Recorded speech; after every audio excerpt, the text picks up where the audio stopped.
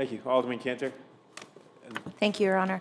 I have a few things. I might sound like a broken record, but I have never been for low barrier shelter.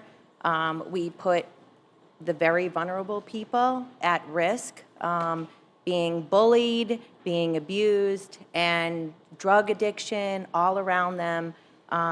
We are actually putting the city at risk for lawsuits. I mean, we always talk about that. Aren't we concerned about lawsuits? But we're not concerned about lawsuits down at 39 Beech Street, which the lack of transparency and being vilified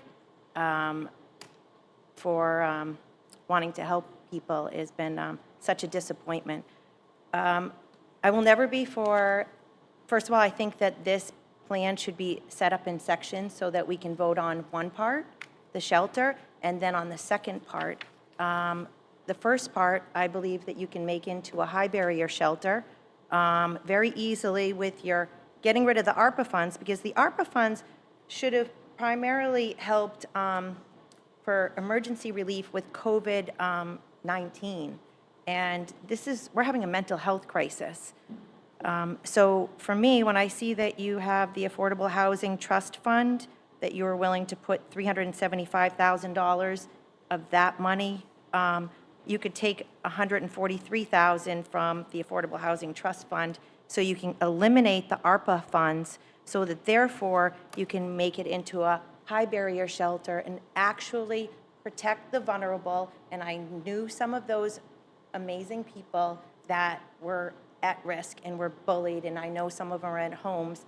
And to not make this high barrier is absolutely irresponsible and unkind to the people that are really there that are vulnerable. So I am 100% against any kind of low barrier. As for the other location, I know it's behind closed doors. For me, I believe transparency. I don't think it should be anywhere in Manchester. Are we in the business of turning things into a nursing home? Is this place certified to take care of medically fragile people? I know that nurses have degrees and people need to have their medication. And so for the cost of all of the services, is this organization certified? And I know that Jake has helped a lot of people, but allowing drug use is lawlessness, complete lawlessness.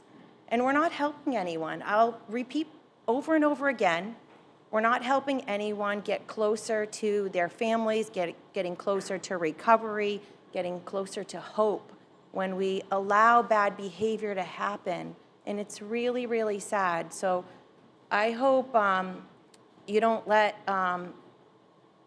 the community in Ward 7 keep suffering, and their lack of the quality of life has been awful down there. And as a Ward 6 alderman, I have gotten personal messages from so many people. They're done. They're done.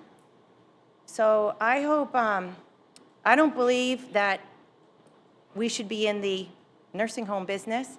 There are lots of certified organizations that can take over, and we can take the $375,000 that you were willing to give to this new place, undisclosed, lack of transparency. We can take that money and actually house these people. Even if you keep 39 Beech Street open and make it a high barrier, we will protect the vulnerable and get the people that are on drugs to get some help. And if they don't, then jail it goes, period. Because if you're gonna use drugs, you should go to jail, period. If you're gonna break the law, I know if I'm gonna break the law, I'm gonna go to jail. So if you break the law, and you know what, round up the drug dealers, period. That's my rant.